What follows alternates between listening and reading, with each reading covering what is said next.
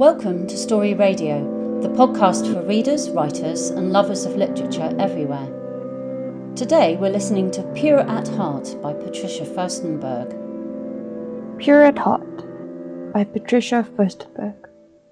Read by Lysandra Furstenberg.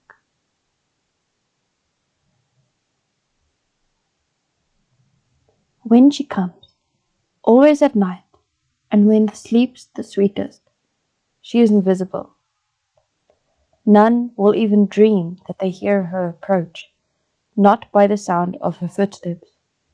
She is the slumbered moan of one's breath in the night. She is the scurrying of mice over threadbare floors in the dark. She could be anything when she comes. Some imagine her human, an old hag so wrinkled that her eyes are but shards of glint, her nose and her chin the only friends she's ever known. Some picture her a monster, a woman's head, a thicket's gnarled fingers, a wolf's thirst for warm meat, hooves. Some say she's a maiden with a snake's heart. What she is what everyone envisaged her to be. She is not. She hasn't arrived here by force. A different kind of woman tried to explain to us, the villagers. This different kind of woman, a witch, how the pastor called her once, and branded her. People can never escape their labels in a congregation as small as ours, where the pastor speaks for all. It's either his voice or the road's end, with the lone tree. This different kind of woman, the witchy kind that can, although she shouldn't, communicate with the unseen ones, who also can, although the pastor says she shouldn't, mend wounds and make dust maroon, burst into flames the way chestnuts burst into fire. This woman told what she'd learned. The pastor laughed at her fabrications, but I listened. And on the nights when I was too scared to sleep, afraid that the night one will come, I whispered to myself all that the witch had said. She hasn't arrived here by force. She never chose to be marooned, shipwrecked in our woods. But she left her world branded as a wild one, forsaken on an island where she could not escape from, nor survive on. An island? I paused and glimpsed towards the thicket that begins just outside our door. A thin paneling fastened with a rusty metal bar that protects us against wolves in the dead of winter, and now against her at night. An island? I remember the trick-or-treating disguise when a handful of us, all scrawny and ragged, patched up with twigs, were willing monsters for one night. An island then, I understand, disguised as a thicket. She doesn't arrive here by force. Her misfortune is that she cannot remember when, nor why, she made this particular choice. How it was that she entered into that predicament for the first time, that turned her into a castaway, shipwrecked in a remote place and dying with that stigma on her soul, unable to undo it. Oh, but it can be undone, and the rules are simple. None can see her. She may roam the woods freely, yet when she comes into the village, she may cast no shadow, until a pure heart cast her eyes upon her. Oh, the witchy ones saw her.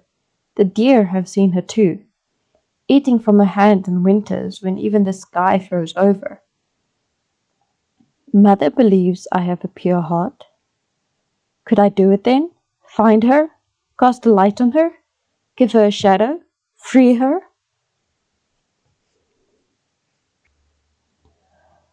I shiver under the rugs at the thought of setting foot in the thicket at night, alone, at the thought of losing my path, of never returning home to Mother.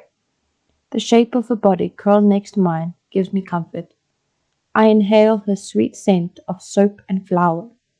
Even in her sleep, she carries the warm, heavenly aroma of the loaves she bakes daily. I glance at her rising babes, as she called them, almost ready for the early morning baking, by the first call of the rooster. Soon she'll be up. Another day will start. If I wanted to do it, it'll have to be now. I slid from under the covers and peeled for my coat and shawl, picked up my boots and the fat lamp, avoiding the creaking floorboards I am familiar with, nearly bumped the trowel standing by the door, not lying down, so the loaves of bread will grow, tiptoe outside, feeling like a thief. Why is my good deed feeling wrong? I am into the woods before I know it, my feet following the path, my heart heavy with remorse, my ears alert and forward-facing like a horse's. The mulching leaves of early autumn soften my steps. The earth smells wet and rotting. I pulled it in, crisp, clean air to steady myself. The moon is about to go, relinquishing a hold onto the forest. Good. Where will I find her? Where does she live? I have no idea. What was that, rustling to the side? A rabbit? A fox? A wolf? I freeze on the spot and hold my breath, my ears humming with the agitation that fuels my body, fear growing inside me. I rub a hand over my upper lip, where droplets of sweat have formed. I spin and open my eyes as large as I can. Something's moved behind me. Footsteps? Hooves? A monster? It stopped now, went off as quickly as it started. I am further on the path, clutching the lamp to my chest, doubting my venture. It was foolish of me to have gone into the forest at night, without the slightest idea of where to look, what to look for. In the dark, everything is possible. Any shape can lurk behind any tree, good or bad, beast or monster. Branches brush my shoulders, hook my shawl. I suck in breath. Something could grab me right now. I should turn. The heavy blob on my stomach urges me. But as I twist my shoulders, I hear it. The song, reaching me, filtered by barren, twisted branches. My body follows it before my mind does, like a silent hunter advancing against nature's breath, drawn to it, faster and faster as its sweetness grows, not in intensity, but in charm and pain and love and longing. I am panting now, my feet lifting to jump over fallen branches, spattered bushes, the remains of a summer's vegetation littering this lonesome part of the thicket. While I follow the song, my compass, star in the night sky. I haven't realized how hard I'd labored until the forest opened into a clearing. I double over, keeled. My heavy breath envelops me in the chilled night, and for a moment, I wonder if that's how the soul must look like when escaping a body. From behind a cloud, the last of the moon shines bright, revealing a rocky formation occupying the center, like a stage. From there, from its hidden bowels, the voice echoes, enveloping me in a melancholy so sweet that I feel like nothing else matters, but to remain here, grow roots, and listen to it, for as long as it took, for as long as I can. I sit, not minding the frozen earth, and listen, raptured by a voice sweeter than any other sound I have ever heard. The notes carry, swirl, not a line for any breaks or ending. Only the thought of Mother worried sick over my disappearance makes me cover my ears to that enchanting, witching tune and aim for home.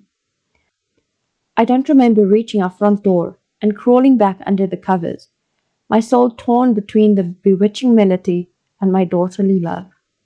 When I wake up in the morning, I imagine it all to be a dream, and I carry in my heart its delightful joy like a wicked secret.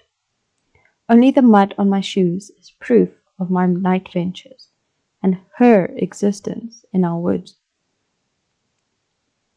I never take the oil lamp with me during my night surreptitious trips, so I can hear her sing once more.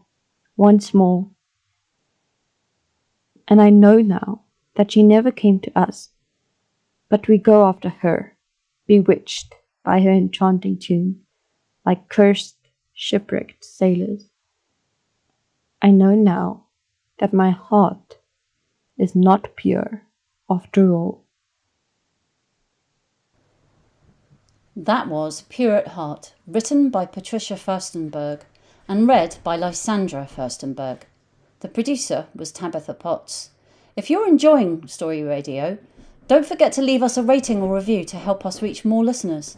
Thank you and goodbye.